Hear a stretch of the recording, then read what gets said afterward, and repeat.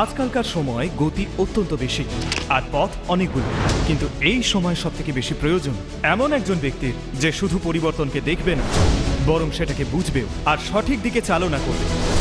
Modern culture versus traditional values এমন কিছু বিষয় যার উপর তর্ক করা অত্যন্ত সহজ, কিন্তু সমতা বজায় রাখা কঠিন, যেখানে অভিজ্ঞতা, দৃষ্টি আর দায়িত্ববোধের প্রয়োজন পড়ে। এমন একজন ব্যক্তিত্ব যিনি কেবল মিডিয়াতে ক্রান্তি নিয়ে আসেননি, বরং তার ভিত এবং মূল্যবোধকে সর্বোপরি রেখেছেন। যিনি আমাদের শিখিয়েছেন যে শিখরকে ছোঁয়ার জন্য নিজের সংস্কৃতিকে ভুললে চলবে না, বরং সেটাকে একসঙ্গে নিয়ে চলতে হবে। এই অভিজ্ঞতা, এই দৃষ্টি আর এই দায়িত্ববোধ নিয়ে আমাদের পথপ্রদর্শক হিসেবে আমরা স্বাগত জানাচ্ছি ডক্টর সুভাষ চন্দ্রকে। Thank you, thank you, thank you. বসু সবাই। আজকের বিষয়টা কি তোমাদের মধ্যে থেকে কেউ একজন হাত তুলে বলো।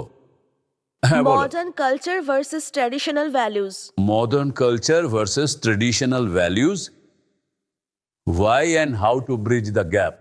তোমাদের কি মনে হয় যে প্রথম কথা তো এই যে গ্যাপ আছে কি নেই, কেমন গ্যাপ আছে? স্যার, আমি বিশ্বাস করি যে যখন আমরা ট্র্যাডিশনাল ভ্যালুজ আর মডার্ন কালচারের বিষয়ে কথা বলি, এই দুটো বিষয়ে গ্যাপ ঠিক দু রকম ভাবে আসে। প্রথমটা হলো জেনারেশন গ্যাপ, যেটা আমি লক্ষ্য করেছি, আর দ্বিতীয়ত হলো কমিউনিকেশন গ্যাপ, মানে দুটো জেনারেশনের মধ্যে। তো এই কারণে আমি বিশ্বাস করি যে ট্র্যাডিশনাল ভ্যালুজের বিবর্তন, মানে মডার্নিটির কনটেক্সটে এটা কি করে ফেলা যায়, মানে আজকালকার এই পরিবর্তনশীল যুগে।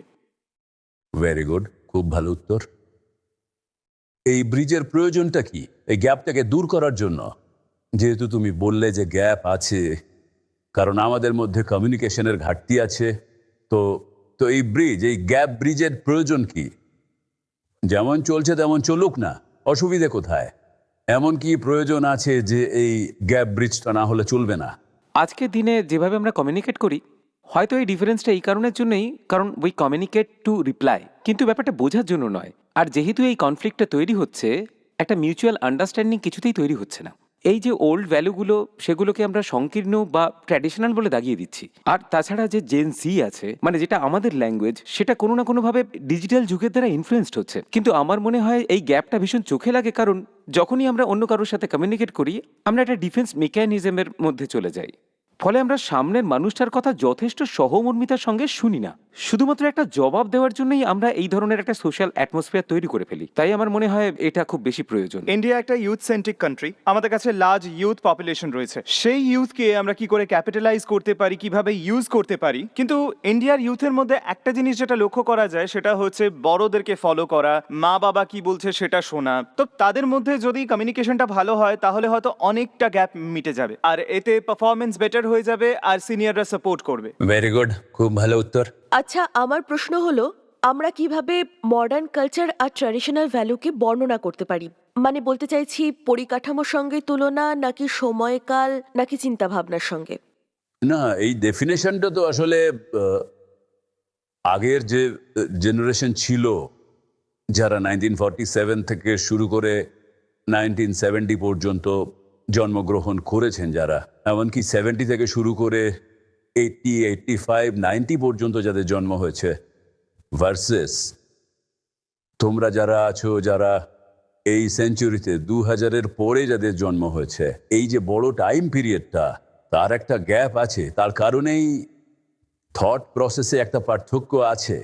এবার সেই গ্যাপটাকে ব্রিজ করা উচিত কি উচিত নয়, এটা একজন ইন্ডিভিজুয়ালের ওপর নির্ভর করে।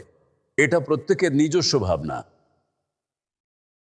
আমি যে সমস্ত জায়গায় যাই, যেখানে যাওয়ার সুযোগ পাই, অনেকের বাড়িতেই যাই, আমি অনেকের মধ্যেই সমন্বয় দেখতে পাই, বড়দের সঙ্গে, বাচ্চাদের, বাড়ির বয়স্কদের, সবার মধ্যেই। কিন্তু যে সমস্ত বড় বড় মেট্রো সিটি আছে, মুম্বাই আছে, দিল্লি আছে, সেখানে দেখি যে সমস্ত মানুষের কাছে একটু বেশি সম্পদ চলে এসেছে, সেখানে সমন্বয় নেই, নিজেদের মধ্যে তালমেলের অভাব ঘটে, একরকম ভাবনা নেই।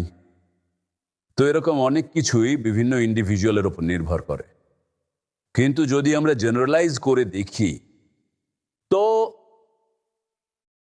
যা ট্র্যাডিশনাল আর মডার্নের মধ্যে যে ডিফারেন্সগুলো রয়েছে, ফোকাস এর কথা যদি বলা যায়, তো ট্র্যাডিশনাল পদ্ধতিতে মানে আমাদের বয়সী যে সমস্ত মানুষ আছে, আমরা কালেকটিভ উইজডমে বিশ্বাস করে থাকি। ভালো আর মন্দের একটা আমাদের নিজস্ব একটা পরিভাষা আছে। তোমাদের যে পরিভাষা ভালো আর মন্দের সেটা হয়তো একটু আলাদা হতে পারে।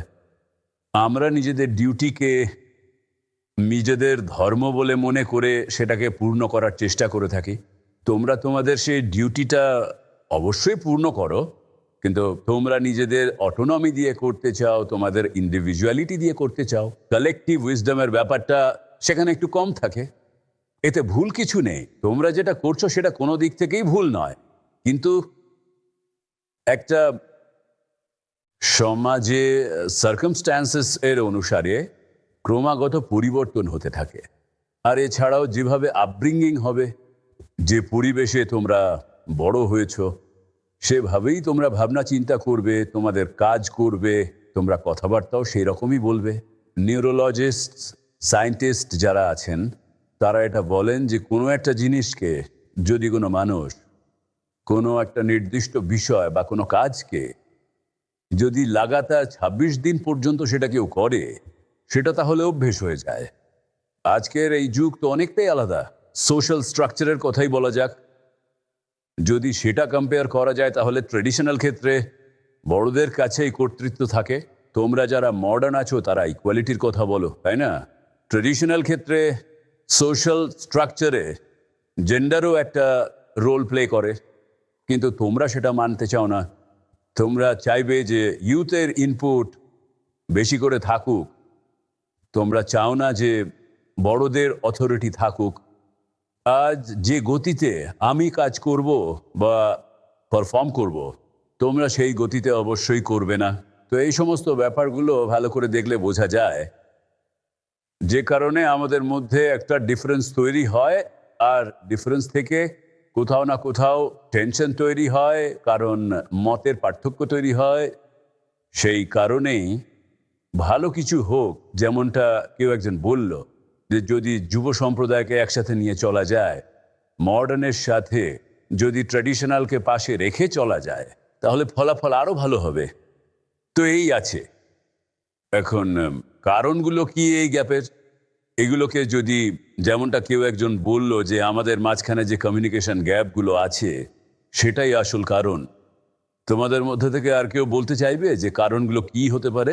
আমার দুজন বন্ধু মিউচুয়াল আন্ডারস্ট্যান্ডিং আর ইউথ পাওয়ার, ইউথ পটেনশিয়ালের বিষয় বললো। তো আপনি জিজ্ঞেস করছিলেন যে এই ব্রিজ তৈরি করাটা কেন প্রয়োজনীয়। তো আমার মতে এই ব্রিজটা এই জন্যই প্রয়োজনীয় কারণ এতে আমরা খুব ভালো কোলাবোরেশন করতে পারবো, আর মানে আমাদের কালচার আর ট্রেডিশনাল ভ্যালুর মধ্যে সমতা বজায় রাখবো। এই কোলাবোরেশনটা এই জন্য প্রয়োজন কারণ যাতে আমরা আরো ভালো, মানে মানুষের জীবনটা আরো উন্নত হবে, আরো বেটার কিছু তৈরি করতে পারবো আমরা।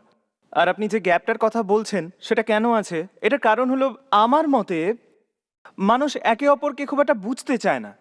সিনিয়ররা এতটা হাম্বল হয় না যে তারা তাদের জুনিয়রদের প্রপারভাবে কোনো কিছু বোঝাতে পারে, আর জুনিয়ররাও এতটা হাম্বল না যে তাদের সিনিয়রদের তারা ভালো করে শুনবে এবং সেখান থেকে কিছু শিখবে। তো আমার মনে হয় এটা একটা বড় কারণ হতে পারে। Modern culture versus traditional values নিয়ে কথা হচ্ছে। যদি আমরা এটাকে এভাবে বলি যে জেন জি ভার্সেস জেন এক্স, সেই যে ডিফারেন্সটা আছে সেটা নিয়েই বলো। সেখানে তফাৎ আছে, সেম কালচারে থেকেও সেখানে তফাৎ দেখা যায়। বড়দের আর বাচ্চাদের মধ্যে একটা মান্যতা দেওয়ার জায়গা থাকে। মানে আমার এক দাদা আছেন আমার পরিবারের মধ্যে, তিনি আমাকে বলেছিলেন যে নম্র হওয়াটা খুব জরুরি। মানে তিনি এটা বলতে চেয়েছিলেন যে নম্রতা অনেকটা সাহায্য করতে পারে, যে বড়রা যদি বাচ্চাদের কিছু বলেন তাহলে সেটা তারা তাদের জীবনের অভিজ্ঞতা থেকে বলছেন, যেটার মুখোমুখি তারা হয়েছেন। আর ওনারা চান না যে ওই একই সমস্যা তাদের থেকে যারা ছোট আছেন তারাও সেই একই সমস্যার সম্মুখীন হোক। এই জায়গা থেকে অভিজ্ঞতার দাম আসে, কিন্তু আমাদের সময়ে ব্যাপারগুলো একটু আলাদা।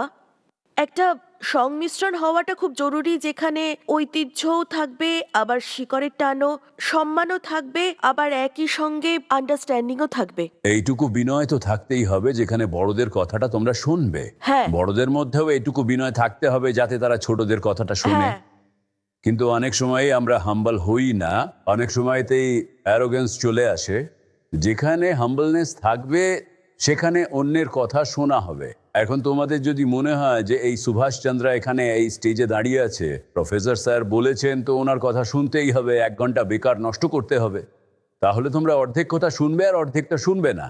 সে কথাগুলো যতই তোমার কানের ভেতর দিয়ে যাক না কেন, হ্যাঁ। কিন্তু তোমাদের মনোযোগ তো অন্য কোথাও, তো তোমরা সেটা কিছুতেই কোনোভাবেই শুনবে না। একদম একদম। এরকমও হয়ে থাকে। স্যার, আপনি একটা প্রশ্ন করেছিলেন যে জেনারেশন এক্স আর জেনারেশন জি এর মধ্যে যে গ্যাপ আছে সেটা কেন আছে। আমার মনে হয় এই গ্যাপটা এই কারণে আছে যে মানুষ মানুষের সঙ্গে কথা বলা ভুলে গেছে। এই জেনারেশন জি ওরা বেশি কমিউনিকেট মানুষের সঙ্গে করে না, মেশিনের সঙ্গে করে। সেই কারণেই এই গ্যাপটা বেড়ে চলেছে। এই গ্যাপটা বেড়েই তাই চলেছে। মানুষ যদি মানুষের সঙ্গে কমিউনিকেট করে, মেশিনের সঙ্গে কম করে, তাহলে একটা ব্রিজ তৈরি হবে। একটা দারুণ কথা বলেছেন আপনি ডক্টর বক্সি। এই কথাটায় তোমরা কতজন একমত আর কতজন নও বলো? আরে বাপরে, একমত তো তোমরা সবাই বলছো, কিন্তু 6 ঘন্টা ওই মেশিনের সঙ্গে কথা বলো, তাকে ভালোবাসো তোমরা, তাই না? স্যার, যেমন আপনি আমাদের জিজ্ঞেস করছেন, সুযোগ দিচ্ছেন আমাদের কথা বলার, এরকম ভাবে প্রত্যেকটা বাড়িতে সুযোগ দেওয়া হয় না কথা বলার। যদি আমরা কিছু বলার চেষ্টা করি, না আমি এটা করতে চাই না, এটা ভুল হচ্ছে, তাহলে ওনারা বলেন যে তুমি এখনো ছোট আছো, তুমি বুঝবে না। আমাদের অভিজ্ঞতা অনেক বেশি, আমরা ঠিক জানি। কিন্তু আমি ওনাদের এটা বলতে চাই যে আপনারা অনেক বেশি দেখেছেন, আমরাও সেগুলো দেখতে চাই, অভিজ্ঞতা বাড়াতে চাই। আপনারা আগেই আটকে দেবেন তাহলে আমাদের অভিজ্ঞতা কি করে হবে? এই কথাটা আমি বিশেষ করে আমার সেই সব বন্ধুদের যারা নিজের বাড়িতে বসে ওই অনুষ্ঠানটা দেখছেন, এটা আপনাদের জন্য জানাটা খুবই জরুরি, খুব ইম্পর্ট্যান্ট, যে আপনারা নিজেদের বাচ্চাদেরকে, বাড়ির ছোট সদস্যদের শুধুমাত্র এই কারণেই চুপ করিয়ে দেবেন না যে তাদের কোনো এক্সপিরিয়েন্স নেই, তারা ইয়াং, তারা কিছু জানে না, আর আপনি অনেক কিছু জানেন। আমি আপনাদের সত্যি এটা বলতে চাই, আমি এই সাচ শোটা করতে গিয়ে যত ইউথের সঙ্গে আমার পরিচয় হয়েছে, তাদেরকে জানি তারা আমাদের থেকে অনেকটাই বেশি জানে, তাদের কাছে অনেক বেশি ইনফরমেশন আছে। যদি তাদের কথা ভালো করে শোনেন, তাদের কথা বোঝার চেষ্টা করেন, তাহলে আপনার সাথে তাদের যে গ্যাপ তৈরি হয়ে রয়েছে সেটা দূর হয়ে যাবে। হ্যাঁ স্যার, মানুষ যদি মানুষের সঙ্গে কমিউনিকেট করা শুরু করে দেয়, আর আজকাল আমরা যে কোনো সমস্যার জন্য এআই এর কাছে যাই, এআইকে জিজ্ঞেস করি, বড়দের কাছে না গিয়ে, না জিজ্ঞেস করে। তাই আমার এটা মনে হয় যে কোথাও না কোথাও এই সমস্যাটা তৈরি হয়েছে। এআইকে জিজ্ঞেস করার কারণ হলো, যখনই আমরা কোনো বড়কে, কোনো অভিজ্ঞতা সম্পন্ন মানুষকে প্রশ্ন জিজ্ঞেস করি, যখন তিনি আমাদেরকে বোঝাতে আসেন এবং আমাদের মধ্যে কোনো প্রশ্ন জাগে, আমরা জিজ্ঞেস করতে গেলে আমাদের এই বলে চুপ করিয়ে দেওয়া হয় যে তুমি ভীষণ অবাধ্য, এই প্রশ্ন তোমার জিজ্ঞেস করা উচিত নয়। ব্যাপারটা তো এরকম নয়। এটা সবাই হয় কিন্তু স্যার। এরকম না, এরকম স্যার, করেন সবাই না। হয়তো করে না, আমি মানছি, কিন্তু বেশিরভাগই এটা শেখানো হয় যে বড়দের প্রশ্ন করা উচিত নয়, কারণ আমরা বাধ্য নই, বড়রা ভুল হন না। তাই আমরা যখন এআই এর কাছে কিছু জিজ্ঞেস করি তখন হ্যাঁ, সঠিক হতেই পারেন, কিন্তু ওনাদেরকে তো তোমার প্রশ্নের উত্তরটা দিতে হবে, সেটা জানতে হবে। স্যার, সেটাই বলতে চাইছি যে সেজন্যই আজকালকার বাচ্চারা এআই এর কাছে পৌঁছচ্ছে, কারণ আমাদের বেড়ে ওঠার মধ্যে, মানে আমাদেরকে যেভাবে বড় করা হয়েছে, সেখানেই এটা শেখানো হয় যে বড়দেরকে কখনো প্রশ্ন করা উচিত নয়। এখানে ছোট একটা কথা আমি বলতে চাইবো, এআই এর ব্যাপারে তুমি কথা বললে যখন, এখানে এআই আসলে কি? এআই তো তোমরা আর আমরা মিলে যা কিছু ফিড করে দিয়েছি ইন্টারনেটে, সেটা পড়েই তোমাকে আবার ইনফরমেশনটা দিচ্ছে, ওর নিজস্ব কোনো ভাবনা চিন্তা নেই। তাই সেই কারণেই ও আসলে 10, 20, 25, 50 হাজার জায়গা থেকে জেনে নিয়ে তোমাকে ইনফরমেশনটা দিচ্ছে। স্যার, বলো। আমার মনে হয় এই গ্যাপটা এই জন্য আসছে, আজকালকার বাচ্চারা যত বেশি এডুকেটেড হচ্ছে, ওদের মধ্যে একটা যুক্তিবাদী চিন্তা বেড়ে উঠছে। যখন বড়রা আপনাকে কিছু বোঝানোর চেষ্টা করছে, অলরেডি আপনার মধ্যে সেই চিন্তাধারাটা আছে। হতে পারে আপনি তার সঙ্গে সহমত বা সহমত নন, সেখানে যদি একটা আন্ডারস্ট্যান্ডিং এর প্রয়োজন হয়, তাহলে বড়দেরও একটু ঝুঁকতে হবে, একটু ছোটদেরও বাড়তে হবে। নত হওয়া বা এগোনোর ব্যাপার নয় এটা। আচ্ছা। অনেক সময় এরকম হয় যে, যেমন আমি, আমার নাতি নাতনিরা আছে, আমি ওদের কথা শুনি, নিজেদের মধ্যে আলোচনা করি, বরং আমি অনেক সময় একটু পিছিয়ে আসি, কারণ আমি যখন ওদের কথা মন দিয়ে শুনি তখন এটা বুঝতে পারি যে ওরা অনেকটাই বেশি জানে। আমার তখন মনে হয় না যে আমি ওদের নতুন কিছু ইনফরমেশন দিতে পারবো, নতুন কিছু বলতে পারবো, তাই আমি চুপ করে শুনতে থাকি। তখন ওদের আবার এটাও মনে হতে পারে যে আমার দাদু আমার সঙ্গে কথা বলছে না। তো দুরকম বিষয়ই আছে, কিন্তু তুমি খুব ভালো বলেছো। একজন জেন জি হিসেবে আমাদের মন কিউরিওসিটি দিয়ে ড্রিভেন হয়, কিন্তু জেন এক্সের ক্ষেত্রে চিন্তাভাবনা নিয়ন্ত্রিত হয় এক্সপিরিয়েন্স এবং হিস্ট্রি দিয়ে। এটাই হলো ব্যাপার। দ্বিতীয় কথা যেটা আমি অ্যাড করতে চাইবো সেটা হলো, আমি মানছি এই কনফ্লিক্ট আসতেই পারে, তাই আমাদের কনসিয়াসনেস বা চেতনা বেশি ব্যবহার করা উচিত, আমাদের এক্সপিরিয়েন্স এবং জাজমেন্ট নয়। কারণ চেঞ্জের প্রত্যেকটা ট্র্যাজেক্টরি আলাদা, মানুষ থেকে মানুষে ভ্যারি করে, প্রত্যেকের ফিউচার আলাদা হবে। আর স্যার লাস্ট পয়েন্ট যেটা আপনি বলছিলেন, যদি এআই এর কথা বলি আমরা, তাহলে আমরা মেশিনের উপর কেন বেশি ভরসা করি? আমি বলতে পারি আমার পার্সোনাল এক্সপিরিয়েন্স থেকে, এআই আমাকে জাজ করে না, এআই আমার কথা শোনে, এআই আমার কথার উত্তরও দেয়, আর এটাও বলে যদি ওর কোনো প্রবলেমের উত্তর জানা না থাকে। আমাদের যদি কোনো প্রশ্নের উত্তর না জানা থাকে, তাহলে এআই আমাদের এটা বলে না যে ওইসব সুপার ন্যাচারাল জিনিস যেগুলো এক্সিস্ট করে, যে ভাই তুমি এসবের নাম নিও না, এটা রাত্রে চলে আসবে, ভূত চলে আসবে, এসবের তো কোনো মানে হয় না। সেই জন্যই আমার এআই এর আচ্ছা, সঙ্গে অনেক বেশ, সেফ ঠিক কনভারসেশন আছে। হয়। বেশ, ঠিক এটাই আছে। হলো ব্যাপার। আসল কথা হলো মেশিন তোমার এগেনস্টে কোনো রকম জাজমেন্ট পাস করে না। স্যার আমি এটাই বলবো, যেমন এই একটু আগে কথা হচ্ছিল, এই দুটো জেনারেশনের মধ্যে না এক্সপোজারের বড্ড অভাব রয়েছে। আমরা একে অপরের সঙ্গে কথা তো বলছি, আমরা বুঝতেও পারছি যে সমস্যাটা আসলে কি, এই প্রবলেমগুলো রয়েছে, এগুলোকে সলভ করতে হবে। যেমন একজন সাইকোলজিস্ট বলেছিলেন, এনভায়রনমেন্ট একটা বড় পার্ট প্লে করে একটা মানুষকে শেপ দেওয়ার ক্ষেত্রে। কারণ আমরা যখন জানি, আমাদের নিজেদের গিয়ে খুব হাম্বল হয়ে তাদের সঙ্গে কথা বলা উচিত, আমরা বুঝতে পারছি তাই। দুই তরফ থেকে হাত এগিয়ে আসলেই তালি বাজবে। এখনো পর্যন্ত যা যা কথাবার্তা আমরা বললাম, সেখানে কোথাও না কোথাও যে গ্লোবালাইজেশন এবং ডিজিটালাইজেশনের যে ইনফ্লুয়েন্স, তার একটা বড় ভূমিকা রয়েছে এই গ্যাপটা তৈরি করার পেছনে। আর যে সমস্ত বাবা মায়েরা বা বড়রা বা যে সমস্ত বয়স্ক মানুষ যাদের ট্রেডিশনাল বলে থাকি, বা তাদেরকে আমরা বলে থাকি যে খুবই পুরনো ভাবনা চিন্তার মানুষ, এই ধরনের তকমা আমরাই দিয়ে থাকি অনেক সময়। আমরাও জাজমেন্ট পাস করে ফেলি। তো হয়তো হতে পারে ওই বিষয়গুলো ওনারা বুঝতে পারেননি, বা আজকের এই ডিজিটালাইজড ওয়ার্ল্ডের সঙ্গে মানিয়ে নিতে পারেননি। কিন্তু এরকম অনেক মানুষকে আমি দেখেছি যারা জেন এক্সের, তারাও আজ ডিজিটালাইজেশনে ঢুকে পড়ছেন, বোঝার চেষ্টা করছেন, অনেক কিছু জানছেন, তারাও বেশ অনেক কিছুই জানেন। আর যে সমস্ত জায়গায় তারা এগুলো জানার চেষ্টা করছেন, সেখানে এই গ্যাপটা অনেকটাই কম মনে হচ্ছে। বড়রা ঐতিহ্যকে আঁকড়ে থাকে, আর ইউথ সব কিছুকে বদলাতে চায়। তোমরা সবসময়তেই নতুন কিছু চাও, অভিনব কিছু করতে চাও সবসময়। আর এই দুজনের মধ্যে যে টেনশন, এর ফলেই কালচারাল লসের রিস্ক তৈরি হয়। আর এই সাংস্কৃতিক ক্ষতি কারোর জন্যই উপকারী নয়, সমাজের জন্য তো নয়। সমাজের জন্য ক্ষতিকারক এটা, কোনো বাচ্চার জন্য বা বড়োর জন্য বা যে কারোর জন্য। এর ফলেই কিন্তু সমাজে বিভিন্ন ভাগ তৈরি হয়ে যায়। কিন্তু এর আগে আমি দেখতে পেয়েছি যে একটা নতুন ওয়ার্ড আমিও শিখেছি, ভজন ক্লাবিং। এখানে ট্র্যাডিশন আর মডার্ন দুটোরই খুব ভালো মেলবন্ধন দেখেছি আমি। তোমরা ভজন সন্ধ্যায় বা কীর্তনে এই সমস্ত জায়গায় দাদু অ্যারেঞ্জ করেছে বলে যাওনি, সেখানে যাওয়া যাবে না। কারণ সেখানে এক মনে চুপ করে বসে চোখ বুজে ভজন শুনতে হবে, সেটা তো আমাদের ভালো লাগে না। তো এটা একটা খুব ভালো কনসেপ্ট, যেই এটা বের করে থাকুক আমি তাকে অবশ্যই সাধুবাদ দিতে চাইবো, যে সবাই ভজনটা করুন, ভজন শুনুন, কিন্তু নিজের মতো করে।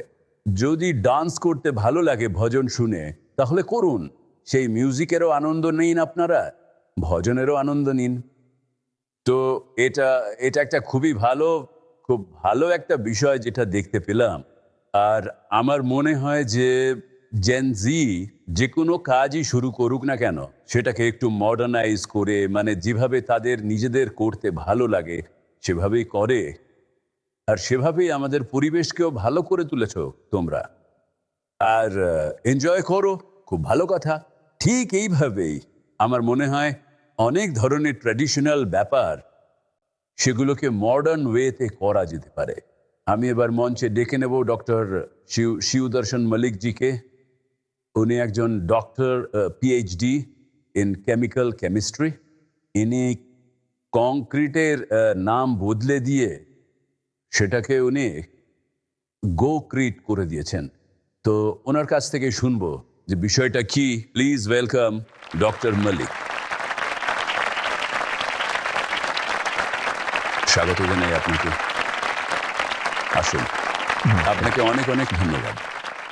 আপনি একটু বলবেন এই ছাত্রদের যে আপনি কিভাবে এই মডার্ন বিষয়টাকে ট্র্যাডিশনের সাথে একসাথে জুড়ে দিলেন।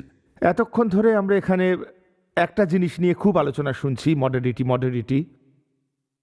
এই শব্দটা আমার সামনেও বহুবার এসেছে, আর আমি এই শব্দটাকে খুব ভালো করে বুঝেছি। প্রগতি, বিজ্ঞান, বিকাশ, মডার্নিটি, এগুলো মোটামুটি একই কয়েনের শুধু এপিঠ আর ওপিঠ। আর এই জিনিসগুলো আসলে কি? মার্কেটিং। এই সবগুলো তাহলে কি? মার্কেটিং। যদি বিগত 20 বছর ধরে, মোটামুটি 20 বছর তো হবেই, কিংবা তার একটু বেশিও হতে পারে, 1990-এর কথা বলি। 1990 সালে যখন আমি দিল্লি আসতাম রোটাক থেকে, আমি একটা সাদা জামা পরেই আসতাম, আর সন্ধে অবধি দিল্লিতে থাকলে সেই জামার রং কি হয়ে যেত? কালো। আর আজকের সন কত? 2026। একিউআই এখন কত? তাহলে কি মডার্ন হলো? আমরা কি বাতাসকে শুদ্ধ করতে পেরেছি? মডার্ন আবার কি? মডার্ন আর আধুনিক তাহলে কি? মডার্ন বা আধুনিক হলো সেটা যেটা এখন আছে। আমি আর আপনি এখন কথা বলছি, অর্থাৎ এটা আধুনিক। কিছুক্ষণ পরে এই মুহূর্তটাও পুরনো হয়ে যাবে। তার মানে এগুলো সব মার্কেটিংয়ের টুলস। যেমন ধরুন, আমি এখন কুর্তা পায়জামা পরে বসে আছি, তাহলে আমি এখন কি? ট্র্যাডিশনাল। আর এখন যদি 5,000 বা 10,000 দিয়ে আমি কোনো একটা ভালো কোম্পানির জিন্স কিনে নিই, তাহলে আমি কি হয়ে যাব? মডার্ন। কেন হব মডার্ন? কেন তাদের টাকা দেব? তার থেকে কি এটা ভালো নয় যে আমি আমার গ্রামের যে দর্জি আছে তার কাছে আমার জামা কাপড় নিয়ে যাব? আর ডিজাইনার, সেলফ টেলার্ড, ও একদম মাপ নিয়ে নেবে আমার এখান থেকে এখানে, এখান থেকে এখানে এতটা, এখান থেকে। বলুন না, তার বানানো জামা কাপড় আমি কেন পরবো না? ফ্যাক্টরিতে তৈরি জিন্সের দাম 20,000, 25,000, 30,000। আমি আদৌ জানি না সেই কাপড়টা কেমন, কিভাবে বানিয়েছে, তাতে কি ধরনের কেমিক্যাল দিয়েছে, কিন্তু সেগুলো পরছি আমি। অথচ আমার গ্রামে তৈরি জিনিসটার কথা আমি জানি। সেই তুলোটা কে চাষ করেছে, সেই তুলোটা জিএম নাকি নন জিএম। জিএম শব্দটা শুনেছেন তো আগে? Genetically modified. টেনে যদি বড় করতে হয় তাহলে কি দিতে হবে? এর মধ্যে মাকড়সার জিন দিয়ে দাও। কখনই কি উদ্ভিদের এবং প্রাণীদের মিলন হয়েছে বলে শুনেছেন? আমাদের এই পৃথিবীতে প্রাণী জগৎ একেবারে অন্যরকম, আর উদ্ভিদ প্রজাতি একেবারেই আলাদা। এখন এটাকে যদি মডার্নিটি বলা হয় তাহলে তো আমি মানব না। এটা তো আসলে কয়েকটা কোম্পানির নিজস্ব প্রচার, নিজেদের ব্যবসা করার একটা পদ্ধতি, যেটা নিজেদের সুবিধার জন্য তারা করছেন। আচ্ছা ডক্টর মল্লিক, এই কথাটা আপনি ঠিকই বলেছেন, কিন্তু আমরা যে সময় বাস করছি আর কমিউনিকেশনের সুরগুলো এত বেড়ে গেছে যে অনেক সময় একটা মিথ্যেকেও যদি আমরা বারবার বলি আর উঁচু গলায় বলি, সেটাকেও আজকের সময় সত্যি বলে মেনে নেওয়া হয়। যদি আপনি বলেন যে আপনি যেভাবে কংক্রিটের জায়গায় আপনি গোক্রিট বানালেন, সেই পুরো গল্পটা একটু ছোট করে যদি এটাই হলো বলেন, modern, আর তাহলে এটাই- ছাত্রছাত্রীরা কিছু শিখতেও পারবে, এনজয়ও করবে। আমি যদি কনক্রিটের কথা বলি, তাহলে আমরা সবাই জানি যে আজ আমাদের এই পৃথিবী যে ধ্বংসের পথে যাচ্ছে তার প্রধান কারণ হলো নিঃসন্দেহে কার্বন এমিশনের জন্যই পৃথিবী ধ্বংস হবে। যখন আমি ক্লাস 6 বা 7-এ ছিলাম তখনই বিজ্ঞানের বইয়ে আমরা এই কথাগুলো পড়েছি। এগুলো একদিন শেষও হয়ে যাবে, এদের বিকল্প আমাদের খুঁজতে হবে, আর এটাই গ্লোবাল ওয়ার্মিংয়ের সবচেয়ে বড় কারণ। তখন না হয় আমি ক্লাস 6-7-এ ছিলাম, কিন্তু আজকের দিনে দাঁড়িয়ে যখন আমি আর আপনি এই নিয়ে কথা বলছি, তাহলে এই যে শেষ 3টে বছর, 2024, 2025 আর 2026, যবে থেকে আমরা পৃথিবীর তাপমাত্রা মাপা শুরু করেছি, এই 3টে বছর হলো তাদের মধ্যে সবচেয়ে গরম 3 বছর। এই যে বলে না 1.5 ডিগ্রি তাপমাত্রা বেড়ে গেলেও পৃথিবী একেবারে ওলটপালট হয়ে যাবে, পৃথিবীর আবহাওয়া একেবারে বদলে যাবে, এই 3 বছরে কিন্তু তাই হয়েছে। যখন আমরা জানি যে কারণ এইটাই, তখন বাঁচার রাস্তাও আমাদেরই খুঁজতে হবে। বিজ্ঞান আসলে কি? বিজ্ঞান হলো সেই বিশেষ জ্ঞান যা আমার আজকের সমস্যাকে দূর করতে পারে। বিজ্ঞানের অর্থ কিন্তু শুধু কম্পিউটার নয়, বিজ্ঞানের অর্থ এআইও নয়। যেদিন আমি জানতে পারলাম যে সবচেয়ে বেশি কার্বন এমিশন এই সিমেন্ট, কনক্রিট, লোহা এর থেকেই হয়, আমরা যদি 1 টন সিমেন্ট বানাই তখন আমরা 3 টন কার্বন পুড়িয়ে ফেলছি। 3 টন কার্বনের কাজ কি? 3 টন কার্বন 7.5 টন অক্সিজেনকে নিয়ে সেটাকেও শেষ করে ফেলছে কার্বন ডাই অক্সাইড বানিয়ে। ডক্টর মলিক বলছিলেন যে 1 টন সিমেন্ট তৈরি করতে প্রায় 3 টন কার্বন ডাই অক্সাইড উৎপন্ন হয়ে থাকে, আর সেই 3 ton carbon die oxide another 8 ton oxygen যেটা আমাদের প্রয়োজন সেটাকেও শেষ করে দেয়। হ্যাঁ, আজ যখন আমি আর আপনি সামনাসামনি কথা বলছি 1881 থেকে 2026 কত বছর হলো? মোটামুটি 145 থেকে 46 বছর। এই 146 বছরে আমরা 200 ppm কে 450 ppm বানিয়ে ফেলেছি, আর প্রতি বছর এই ppm কিন্তু বেড়ে চলেছে।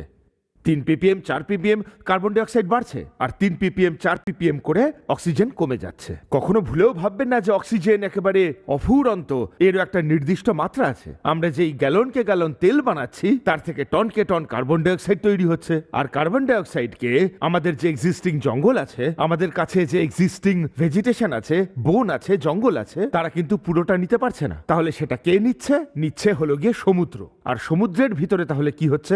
H2O plus CO2 is equal to H2CO3, carbonic acid তৈরি হচ্ছে। অর্থাৎ কিনা আমরা সমুদ্রের জলকেও অম্ল করে দিচ্ছি, আর আমাদের এই কুকুরদের জন্যই এটা সমুদ্রের এই জল বিষয়ে তোমরা হয়তো পড়ে থাকবে, আমি পড়েছিলাম যে সমুদ্রের মধ্যে অ্যাসিডাইজেশন যেটা সেই পরিমাণটা অনেক বেড়ে যাচ্ছে। আর তার কিন্তু এর কারণ হলো সলিউশনটা এটাই। কি? এর সলিউশন হলো একটাই, যেটা আমি বললাম গোক্রিট। যে কথাটা আমি বলছিলাম, আমাদেরকে এখন কি করতে হবে? এই যে প্রাণী জগৎ যে সকল কাজ করত তা ফিরিয়ে দিতে হবে। আজ আমরাই তো পৃথিবীকে নির্জীব করে দিচ্ছি।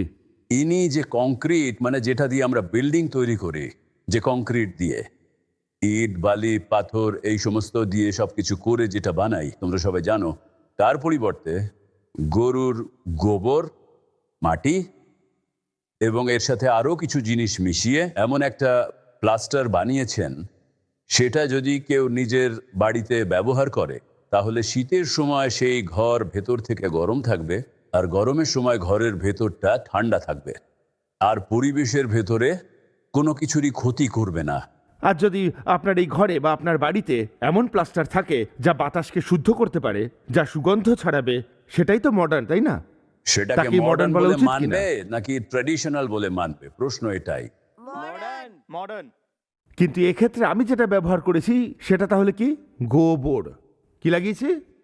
ট্র্যাডিশনাল জিনিস ব্যবহার গোবর। করেছেন, গোবর। এই যে আমার মাথাটা দেখছেন, এটা শুধু গোবর আর ভুসিতে ভরা। এ বহু আগে থেকেই ছিল, কিন্তু আমাদের বাড়িতে জায়গা পায়নি। আমাদের মূল সমস্যাটা কি জানেন তো? যে কোনো একটা নতুন আবিষ্কার হলেই আমরা একেবারে অতীতে পৌঁছে যাই। মিসাইল তো ভারতবর্ষে আগে থেকেই ছিল। ইন্টারনেটও আগে ছিল। সেই যে সঞ্জয় দেখে সব বলেছিল, মানে আগেও ছিল, যা বলবেন সব আগে থেকে ছিল। আরে না হয় তখন ছিল, কিন্তু আজ কি সেটা আছে? আপনার বাড়িতে সেটা আছে?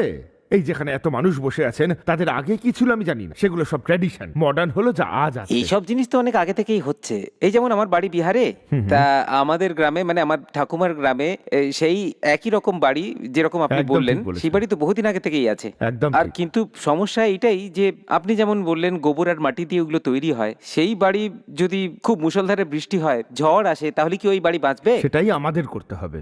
যদি আমাদের পুরনো কোনো জিনিসে, মানে ট্র্যাডিশনে কোনো কিছু খামতি থাকে, সেই খামতিটাকে পূরণ করাই হলো আসলে বিজ্ঞান। প্রাকৃতিক বাড়ি আসলে কি? প্রাকৃতিক বাড়ি হলো এমন একটা বাড়ি যা তার 10 কিলোমিটার এরিয়ার মধ্যে থেকেই 90% সামগ্রী পেয়ে যাবে, আর তা দিয়েই তৈরি হবে। বাড়ি বানানো কত বড় একটা বিজনেস! এই যে বিল্ডিং বানানো কত বড় বিজনেস! অনেক বড় বিজনেস। অনেক বড় বিজনেস। আমি জানতে পারলাম যে মাটির বাড়ি ঠান্ডা আর গরম দুটোকেই আটকায়, বাতাসকে শুদ্ধ রাখে, শরীর স্বাস্থ্য ভালো রাখে। তার মধ্যে আমি কি করলাম? সিমেন্টের বাড়িতে চলে গেলাম। যখন আমি সেই সিমেন্টের, টাইলসের, পাথর দিয়ে বানানো বাড়িটায় গেলাম, দেখলাম সাফোকেশন হচ্ছে। এখানে গরম পড়া মাত্রই আমাকে এসি চালিয়ে দিতে হচ্ছে, আর সেই এসি চালাতে আমাকে ইলেকট্রিকের বিল ভরতে হচ্ছে। আর এই যে বিদ্যুৎ উৎপন্ন হচ্ছে সেটাও কার্বন থেকেই, আর সেটা আমাদের পৃথিবীর জন্য, আমাদের আবহাওয়ার জন্য, আমাদের ভবিষ্যতের জন্য ঠিক নয়। তো আমি সেটার একটা রাস্তা খুঁজে বের করলাম। আমি কি করলাম? যেখানে 52 ডিগ্রি তাপমাত্রা হয়, যেমন ধরুন রাজস্থান বা হরিয়ানা, সেখানে আমরা এসি ছাড়া কি করে থাকবো? সেইটা নিয়ে আমি ভাবলাম, আর সেই উপায় আমি কোত্থেকে বের করলাম? পুরনো জিনিস থেকেই খুঁজে পেলাম। আমার দাদু ঠাকুরদা যা করতেন তার থেকেই পেলাম। তাহলে সেই সমস্ত জিনিস যা পুরনো অথচ ভালো, সেগুলো ত্যাগ করাকে মডার্নিটি বলে না। পুরনো সেসব জিনিস যেগুলো ট্র্যাডিশনাল, যা সনাতন, চিরস্থায়ী, যা সাস্টেনেবল, সেই সমস্ত জিনিসগুলোকে যদি পরিত্যাগ করি, সেটা অন্যায়। আমরা যখন জানি যে মাটির তৈরি বাড়ি ভালো হয়, তাহলে আমাদের উচিত সেই মাটির বাড়ির দিকে আবার শিফট হওয়া। যখন আমি ইংল্যান্ডে গেলাম, অন্যান্য আরো দেশে, বিশেষ করে ইংল্যান্ডের গ্রামগঞ্জে গেলাম, তো সেখানে গিয়ে আমি কি দেখতে পেলাম যে সেখানকার লোকেরা থ্যাচ রুফে থাকে। আর সেই লোকগুলো কারা? যারা পৃথিবীর সব থেকে ধনী। আর থ্যাচ রুফ জিনিসটা কি? থ্যাচ রুফ হলো সেই ছাদ যা আমরা বাঁশের কাঠামোয় খড়ের ছাউনি দিয়ে বানাতাম। ওরা সেই ছাউনিটাকেই, সেই খড়ের আঁটিগুলো এমনভাবে টাইট করে সুন্দরভাবে বাঁধতে শিখেছে, যেগুলো দেখতেও খুবই অসাধারণ লাগে। যেভাবে তোমরা কীর্তন সন্ধ্যাকে ভজন ক্লাবে কনভার্ট করে দিয়েছো, সেভাবেই এই জিনিসটাকেও, এই ট্রেডিশনকেও, খড়ের চালকেও তোমরা মডার্ন ওয়েতে নতুন করে বানাতে পারো। তোমাদের কোনো প্রশ্ন থাকলে মল্লিক সাহেবকে জিজ্ঞেস করো। থ্যাংক ইউ ডক্টর মালিক আপনার কন্ট্রিবিউশনের জন্য, যে আপনি এই ধরনের জিনিস ডিসকভার করেছেন। কিন্তু আমরা কি এটাকে ইউজ করতে পারবো? গো কি যেন বলেন আপনি? Go-Crate. গোক্রিট দিয়ে কি তৈরি করা যাবে? বড় স্কাইস্ক্রেপার টাইপের কিছু? হ্যাঁ, নিশ্চিন্তে। আপনি যদি তা দিয়ে বহুতলও বানাতে চান, অবশ্যই বানাতে পারেন। তাছাড়াও আমি আপনাকে এটাও জিজ্ঞেস করতে চাই যে এটার পেছনে ট্র্যাডিশনাল আইডিয়াকে থ্যাঙ্কস বলবেন, মানে গোক্রিট তৈরি করার যে পদ্ধতি, নাকি আপনি থ্যাংক ইউ বলবেন সেই মডার্ন কোয়েশ্চেনকে যেটা আপনাকে বাধ্য করেছে এই নতুন টেকনোলজিটা আবিষ্কার করতে? দেখুন, ব্যাপারটা হচ্ছে এইসব ভাবনা মাথায় কখন আসে? আমাদের প্রধানমন্ত্রী বিদেশে গেলেন, গিয়ে বললেন যে 2070 সালের মধ্যে আমাদের দেশকে নেট জিরো কার্বন করে তুলবেন। উনি কি করলেন? একটা ডেডলাইন সেট করলেন, 2070। এই 2070 সালের পরে ভারত আর কার্বন এমিশন করবে না। তাহলে তো আমাদের আজ থেকেই কাজ করতে শুরু করতে হবে। সমস্ত চিন্তা ভাবনা তো এখন থেকেই করতে হবে যে 2070-এর মধ্যে যত বিল্ডিং সব এইভাবেই তৈরি হবে, যা হবে কার্বন নেগেটিভ। বিল্ডিং কিন্তু 3 প্রকার। এক প্রকারের বিল্ডিং হলো যা কার্বন এমিশন করে তৈরি হচ্ছে, দ্বিতীয় প্রকার হলো যা কার্বন নিউট্রাল, আর আমরা কার্বন নেগেটিভ তৈরি করব। যে দূষণ আমরা অলরেডি করে ফেলেছি, যে কার্বন ডাই অক্সাইড বাতাসে আছে, সেটা কমানো তো আমাদেরই কর্তব্য।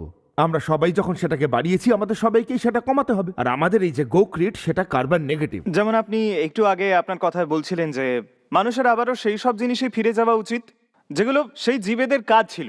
তাহলে একটা এক্সাম্পল দিয়ে আমরা বুঝতে পারি, একজন কৃষক জমিতে লাঙল দেওয়ার জন্য ট্র্যাক্টর ইউজ করছে, কাল্টিভেটর ইউজ করছে। আগেকার সময় বলদ আর ঘোড়ার ব্যবহার করা হতো। তাই আমি বলতে চাইছি যে আজকের সময় দাঁড়িয়ে একটা মানুষের জন্য গাড়ি কেনাটা সব থেকে বেশি সহজ, একটা ঘোড়া পালন করার থেকে তো সহজই। তাই আমরা শিফট করে ওই দিকে কি করে যেতে পারি? কারণ আমরা একটা সমস্যার সমাধান করার একটা জন্য সহজ উপায়, মানে সুবিধের কথা তুমি বলেছো, মেশিন আমাদের কাজ সহজ করে দেয়। আপনি দেখুন, উত্তর দিন। আপনি যে প্রশ্নটা করেছেন সেটা সত্যিই খুব ভালো। এখানে রোল এসে যায় সাবসিডির। যখন আমি গরু দিয়ে লাঙল দিতাম, আমি আমার ছোটবেলায় গরু দিয়ে হাল চালিয়েছি, আমি গরুর গাড়িও চালিয়েছি, তখন সেই সময় আমার মানসিক শান্তি আর আমার আর্থিক পরিস্থিতি অনেক ভালো ছিল। আমার ঠাকুমার গলায় এত বড় হার ছিল, আমার ঠাকুমার বিরাট সোনার নাকছাবি ছিল, এত বড় টিকলি ছিল, কোমরের উপর বন্ধন ছিল, আর পায়ে যে বালাগুলো পরতেন সেগুলো রূপোর এত মোটা মোটা। তারপরে কেউ আমাকে ট্র্যাক্টর দিয়ে দিল। ট্র্যাক্টর নিয়ে আমি কিস্তি দেওয়া শুরু করলাম। যতদিন আমার বাড়িতে গরু ছিল ততদিন আমি আত্মনির্ভর ছিলাম। যতদিন আমার কাছে বলদ ছিল আমি আত্মনির্ভর ছিলাম। আমার গোটা পরিবারের লোকজনের কাছে কাজ ছিল। আজ আমার কাছে গরু নেই, ট্র্যাক্টর 8 ঘন্টার মধ্যে কাজ শেষ করে দেয়। আমি ফোন বের করে খুটুর খুটুর করতে শুরু করলাম, না জানি কি করছি। আজ যদি আমার হ্যাঁ, কাছে যদি সেই গরুটা একদিক থাকতো, থেকে দেখা যায় তো আজ থেকে 30-40 বছর আগে কোনো ভর্তুকি কৃষকদের দেওয়া হতো না। আজকের দিনে অনেক ধরনের ভর্তুকি তাদেরকে দেওয়া হয়। আপনি যে গোক্রিটের উদাহরণটা দিলেন, আচ্ছা যদি এটা এতটাই সার্টিফাইড জিনিস হয়ে থাকে, তাহলে এটার জন্য গভর্নমেন্ট যখন ইনফ্রাস্ট্রাকচার বানায়, মানে তখন তার জন্য ওই মানে টেন্ডার পাস করে। তাহলে আপনিও টেন্ডার এমন জায়গাতে দিন যাতে মানুষে জানতে পারে যে এটা এতটা মজবুত, যেভাবে দেশের ইনফ্রাস্ট্রাকচারের মধ্যে হাইওয়েজ তৈরি হয়। তাহলে ওর প্রশ্ন এটাই যে আপনার গোক্রিট যদি এত ভালো হয়ে থাকে, তাহলে এর বিস্তার হচ্ছে না কেন? বিস্তারের বীজ কিন্তু চোখে দেখা যায় না। বীজ আমরা যখন রোপণ করি, সেই বীজ কিন্তু কেউ চোখে দেখতে পায় না। তারপর সেটা ধীরে ধীরে চারা গাছ হয়, চারা গাছ থেকে বৃক্ষে পরিণত হয়, তারপর ফল ফুল দেওয়া শুরু করে। বলছি কারণ এখন অবধি আমরা শুধু বীজটুকু রোপণ করেছি, মানুষদের ট্রেনিং দিচ্ছি। আমাদের কাছে মানুষজন আসে বিভিন্ন রাজ্য থেকে, আমরা তাদের ট্রেনিং দেওয়ার ব্যবস্থা করছি। তারপর এরাই ফিরে গিয়ে তাদের কাজ করবে। একটা প্রেশার গ্রুপ তৈরি হবে যারা গভর্নমেন্টের উপর প্রেশার ক্রিয়েট করবে যে এনভায়রনমেন্টকে ঠিক করো, গোক্রিটকে সামনে আনো। স্টেপ ওয়াইজ হয়। প্রথমে সমস্যাগুলো বুঝতে হবে, তারপর সমস্যা বুঝে আমাদের খুঁজতে হবে আগে আমাদের ঠাকুরদারা কিভাবে এটা করতো, ঠাকুমা কিভাবে করতো। তারপর সেগুলোকে আজকের হিসেবে, আজকে বিজ্ঞান আমাদের যে জ্ঞান প্রদান করছে সেটাকে ওগুলোর মধ্যে ক্লাব করে আমাদের এগোতে হবে। এই বাজার আমাদের অনেক কিছু দিয়েছে। স্বতন্ত্রতা আমাদের কি দিল? মিলেটস ছিনিয়ে নিয়ে আমাদের হাতে ধান আর গম তুলে দিল। তার আগে আমরা সবাই শুধু মিলেটসই খেতাম, পরে বুঝলাম ভুল করে ফেলেছি। কারণ এই যে ধান, এই গম, এগুলো মোটেও স্বাস্থ্যকর নয়। আর সেই জন্যই আবার আমরা সৃজনমুখী হচ্ছি, মিলেটসকে ফিরিয়ে আনছি। তাই ভুল হয়েই যায়। অর্থাৎ প্রকৃতির সাথে ছেলেখেলা করে যদি কিছু তৈরি হয়, তা সে খারাপই হয় আর খারাপই হবে। Thank you very much doctor মালিক।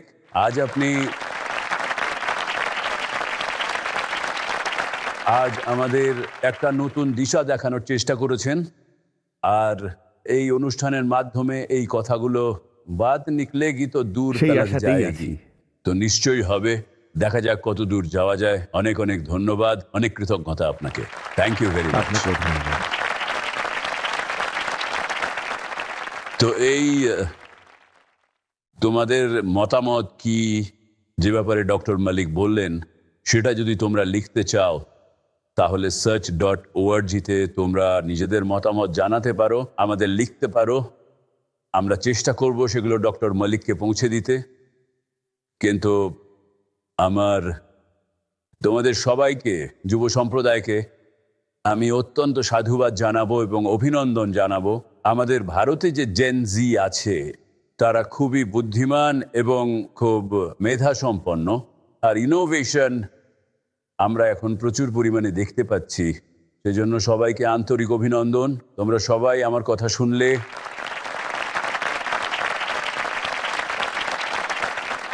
আর এখানে এসে আমার খুব ভালো লাগলো, আমি অনেক কিছু শিখতে পারলাম। সেজন্য অনেক অনেক ধন্যবাদ। জয় হিন্দ, জয় ভারত।